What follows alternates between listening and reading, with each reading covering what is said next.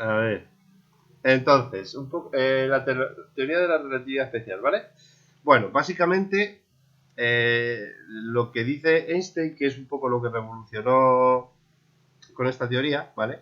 Es que la velocidad de la luz, ¿vale? Es una constante. La velocidad de la luz en el vacío, ¿vale? Porque acordaros que de óptica, cuando teníamos la velocidad de un rayo, de una onda, era la velocidad electromagnética partido del índice de refracción, si os acordáis, ¿vale? Y si el índice de refracción era 1 en el vacío, por la velocidad de la luz era c, ¿vale? Bien, pues esta velocidad de la luz en el vacío se considera invariante, es decir, independiente de si el sistema de referencia se está moviendo o está en reposo. Y si se mueve, que se mueva con cualquier tipo de movimiento, ¿vale? Antes, antes de esto, y bueno, y para velocidades pequeñas se sigue cumpliendo, el movimiento rectilíneo y uniforme, es decir, sin aceleración, y el reposo eran equivalentes, ¿vale? Bien, pues esto va más allá. Es, independientemente del movimiento que tenga la fuente o el observador, la velocidad de la luz en el vacío vale 3 por 10 a la 8 metros por segundo. ¿De acuerdo? Claro, esto bueno, esto es lo que os expliqué el otro día, ¿no? Por ejemplo, si tú vas en un tren, ¿vale? Imagínate que tú vas en un tren a una velocidad y aquí va una moto a otra velocidad, a la misma, perdón, ¿vale? Pues entonces, para el observador del tren, el que va en la moto iría parado, ¿verdad? Porque tú lo ves todo el rato a la misma altura, ¿de acuerdo? Bueno, pues la velocidad de la luz, si aquí fuera un rayo de luz, ¿vale? En lugar de verlo con la velocidad, que sería la velocidad de la luz menos la velocidad que lleva el tren, ¿vale? ¿No? Sería un movimiento relativo, ¿de acuerdo? Pues esto no ocurriría. Este estaría viendo lo mismo, el rayo de luz que habría en el exterior con una velocidad igual a la velocidad de la luz, ¿vale? Me explico un poquito mejor, que no sé si se ha quedado muy claro. Tú vas con una velocidad v, ¿vale? En un tren, pues por ejemplo a, yo qué sé, 100 kilómetros hora, ¿vale? Bien, tú de repente te adelanta una moto que va a 200 kilómetros hora, que es lo que marca el acelerador de esta moto, ¿de acuerdo? ¿Con qué velocidad vería el del tren que le adelanta el de la moto? Pues la velocidad sería 200 menos 100, porque ya lleva 100 el del tren. Por lo tanto, la vería pasar a 100 kilómetros hora. ¿No? ¿Estamos de acuerdo? Vale. Entonces, sería lógico pensar que si en vez de 200 kilómetros hora fuera un fotón, si fuéramos capaces de ver un fotón en el vacío, la velocidad a la que el tren vería que le adelanta ese fotón sería la velocidad de la luz menos esos 100 kilómetros hora. Por muy insignificante que sea la diferencia, da igual. ¿Vale? Pues esto no es así. Este vería a el fotón con una velocidad de c, ¿vale? De 3 por 10 a la 8. ¿De acuerdo? Bien. Eso es la base de la relatividad. ¿De acuerdo? ¿Y eso qué implica? Pues implica que el espacio y el tiempo no son absolutos, ¿vale? Sino que están relacionados. ¿De acuerdo?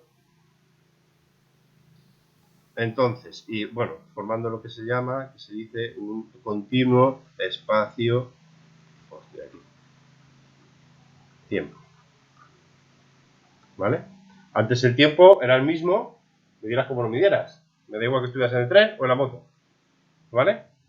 Pues ahora, no. Ahora no va a ser lo mismo, ya que como que lo que es constante no es el tiempo, sino es la velocidad de la luz. ¿De acuerdo? Ejemplo de esto. Esto es un experimento imaginario, pero que esto he utilizado mucho ¿vale? Lo imaginas experimentos y sacar la solución, porque eran bueno, relativamente irrealizables. Mirad, entonces, este es el primer ejemplo. Tenemos un observador dentro de un cubículo, ¿vale? Que se va moviendo, ¿de acuerdo?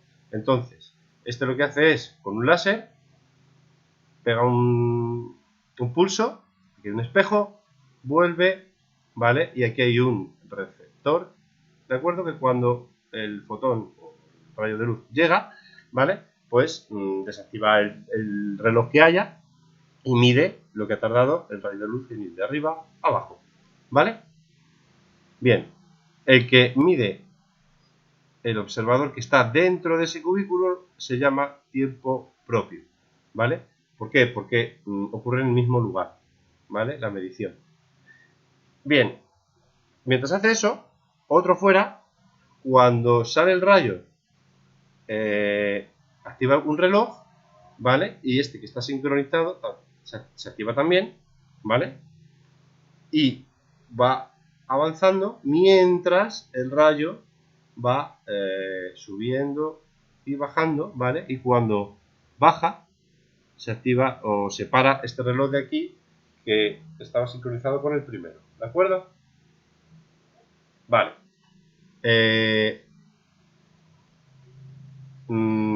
¿Qué sería lo lógico pensar? Que los dos relojes miden el mismo tiempo, ¿no? ¿Vale? Que Más uno o diría, menos, sí. bueno, pero en este realmente ha recorrido más espacio, porque este lo que hace es ver que hace así y luego hace así, y este hace así, claro, pero también tiene más velocidad en teoría. Tendría la componente esta y la componente esta, ¿vale? Entonces, lo lógico sería medir el mismo tiempo, ¿vale? En este recorrería más espacio, pero a más velocidad, ¿vale? Y se cancelarían y mediríamos el mismo tiempo, ¿vale? Pero lo que ocurre no es eso. Lo que ocurre es que el tiempo que mide este de aquí, ¿vale? Es más pequeño que el que mide aquí, es decir, mide menos tiempo, ¿vale? ¿Eso por qué ocurre? Porque, según la relatividad, esta velocidad que tiene, aunque de aquí, el que mide aquí fuera no va a ser mayor que la velocidad de la luz, por mucho que haya una componente aquí, porque no se puede superar la velocidad de la luz, ¿vale?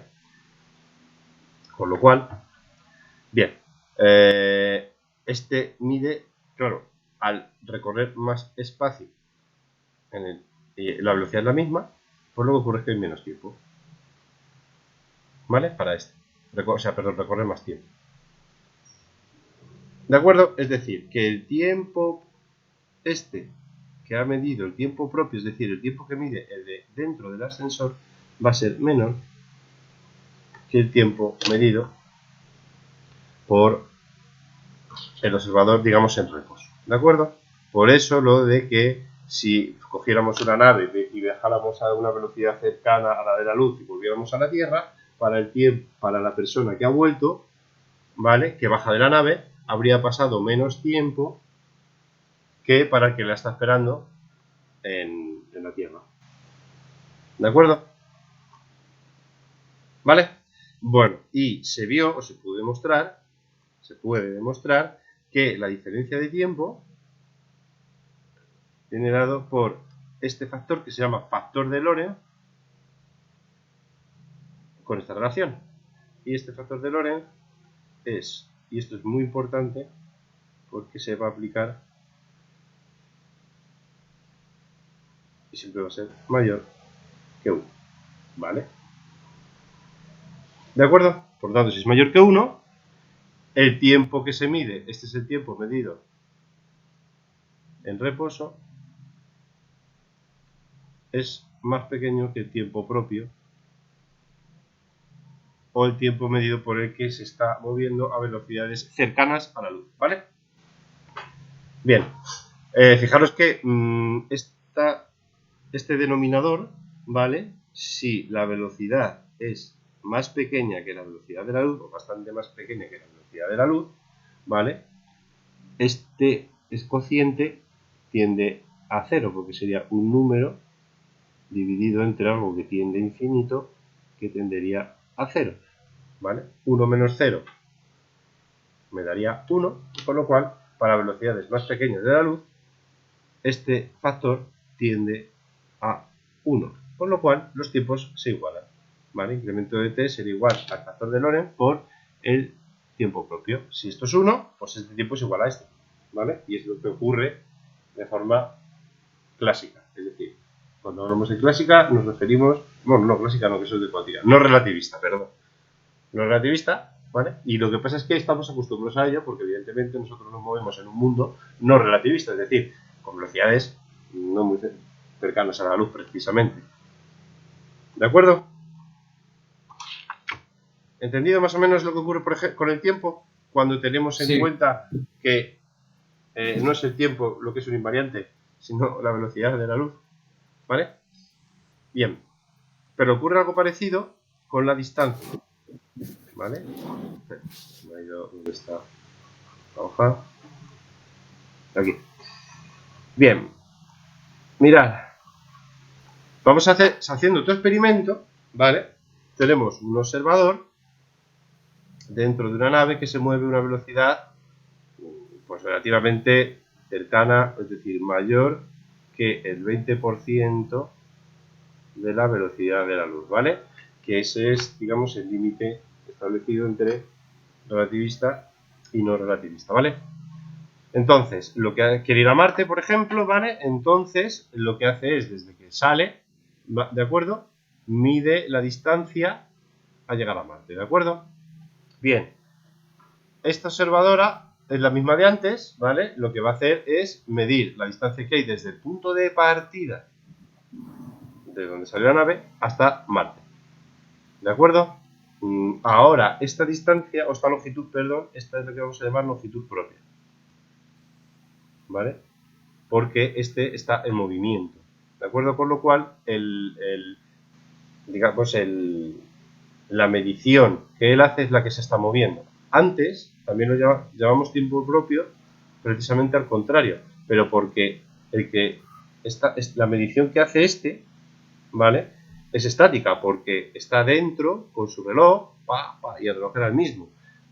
Esta hace una medición, digamos, dinámica, porque se desplazaba lo que tú estás midiendo, ¿vale? Bien, ahora se desplaza este, y el que hace la medida, digamos, estática, es este. Por eso ahora vamos a llevar longitud propia a la longitud que hace el que está en reposo, ¿vale? Bueno, independientemente del nombre, lo que sucede a velocidades relativistas es que la medida, la longitud que mide el observador que va a toda leche, ¿vale? Es más pequeña que la longitud propia, es decir, la que mide que está en reposo. Es decir, ahora, al contrario que antes, la longitud medida, la longitud propia, perdón, va a ser el factor de Lorentz otra vez por esto, ¿vale? Donde esto va a ser L sub 0 y este va a ser E. ¿De acuerdo? Es decir, que, fíjate, si vas a una velocidad cercana a la de la luz, ¿vale? No solo si quieres llegar a un punto vas a tardar menos que si fueras a una velocidad clásica, sino que encima ese punto va a estar más cerca que si fueras a una velocidad clásica, ¿vale? ¿Lo entendéis? Bastante interesante para viajes estelares, ¿no? Pero bueno, para eso habría que llegar a velocidades muy altas. ¿Sabéis cuál es, esto como curiosidad, ¿vale? ¿Cuáles son los últimos avances para hacer viajes estelares aprovechando esto? Pues mirad, estaban investigando y probando, ¿vale? Con unas cosas que se llaman velas estelares, ¿vale? ¿Qué significa eso? Pues imaginaos una nave, ¿vale? Y le ponemos unas pedazos de velas, súper grandes, evidentemente, ¿de acuerdo? De un material que consigas que tenga un espesor de un átomo, es decir, lo más fina posible. Teniendo en cuenta que ya hay microprocesadores que están en 10 nanómetros, tampoco parece muy complicado. De hecho, el grafeno es un material que tiene un espesor del átomo de carbono. De hecho, es un átomo de carbono de forma lineal, ¿vale? O sea, y unido en forma de panel hexágono, ¿vale? Como los paneles de las abejas. Bueno, entonces, si consigues eso, ¿de acuerdo? Y ¿qué es lo que conseguiríamos? Que al incidir la luz del sol, ¿vale? ¿Qué es lo que le llegan aquí? Le llegan fotones, ¿de acuerdo?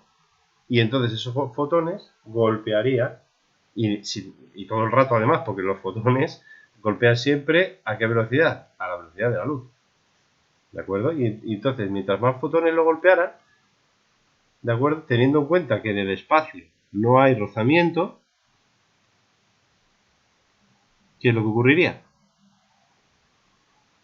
Que alcanzaría muchísima velocidad. Pues esto no pararía de avanzar y avanzar y avanzar y avanzar, ¿vale? Y cada vez más rápido, cada vez más rápido. O sea, que las velas se propulsan con los fotones estos. Sí. No me digas. Sí, sí, sí. ¿Vale? Teniendo en cuenta que en el espacio no hay rozamiento, ¿vale? Te aceleraría y además te aceleraría de forma indefinida, porque la luz, mientras no se encuentre ningún obstáculo, va a llegar, ¿vale? Y va a llegar siempre con su... Eso. ¿Qué? Pero esto, ¿a qué aceleración? Pues escúchame. A ver, en teoría, a la velocidad de la luz, en teoría, solo pueden llegar los fotones, porque son las únicas partículas que tienen masa en reposo cero. Pero si no pudiera llegar a la velocidad de la luz, sí podría llegar a una velocidad muy cercana, porque estaría acelerando indefinidamente y no hay nada que le frenara. ¿Vale? Sí, sí. Bueno, una curiosidad. Vale. Entonces, a lo que íbamos. Entonces, que si nos movemos a una velocidad cercana a la de la luz, ¿vale? No solo vamos a medir un tiempo más corto, sino que también distancias más cortas, ¿vale? Bien, ¿y qué ocurre con la energía? ¿Vale? Bien, esto, bueno, está bien, pero al fin y al cabo son curiosidades. Lo más importante o el descubrimiento más importante de esta teoría es que, ¿vale? Lo mismo que ocurre con la distancia y la longitud, ocurre con la masa, ¿de acuerdo? Entonces, dos cosas muy importantes que descubrieron Einstein fue, primero, esta ecuación, ¿vale? Que es lo que se llama energía en reposo, ¿vale? Es decir, que por el simple hecho de, digamos, tener masa, cualquier partícula tiene una energía asociada. Y esa energía, si está en reposo, viene dado por la masa en reposo por la velocidad de la luz al cuadrado. Si esa masa estuviera en movimiento, la energía va a ser la m por c cuadrado, donde m será la masa de la partícula en movimiento, que no coincide con la masa de la partícula en reposo, ¿vale? ¿Y cuál será la relación? Pues evidentemente, y curiosamente, esta de aquí, con el factor de Lorentz. Por lo que es lo mismo, será la masa en reposo entre 1 menos v cuadrado partido de c cuadrado, ¿vale? ¿De acuerdo? Bien. Y cuando tú tienes una masa en reposo, o sea, cuando tienes una energía y luego hay una energía mayor porque se está moviendo, ¿cómo llamábamos a esa energía, a esa extra de energía que tenía respecto a la que tenía el reposo? Es decir, ¿cuál hemos dicho nosotros que era siempre la energía asociada al movimiento? La cinética. Eso es. Es la energía cinética. Con lo cual, la energía cinética, perdón, un momentito, la energía cinética se puede poner como energía en movimiento menos energía en reposo. O lo que es lo mismo, m menos m sub 0, c cuadrado, ¿vale? Incremento de masa por c al cuadrado.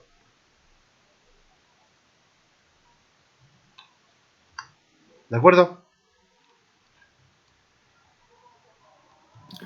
Sí. Sí. Vale. Bien. Después, otras dos fórmulas que hay que tener en cuenta son el que relaciona el momento lineal o cantidad de movimiento es masa por velocidad, ¿vale? Entonces, como la masa es mc, como es igual a mc cuadrado, ¿vale? Si yo despejo la masa, me queda esto, y metiéndolo en esta fórmula, me da esta relación de aquí. ¿Vale?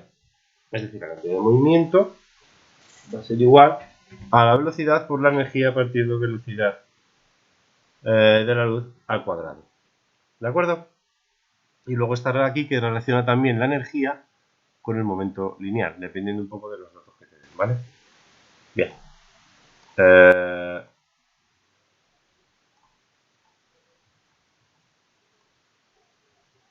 Vale, aquí tenemos... Vale, este es un experimento que se realizó. ¿De acuerdo? Esto es lo que ya hemos explicado. ¿Vale? Bien, como P, es decir, la cantidad de movimiento es m por v, ¿vale? Tenemos una...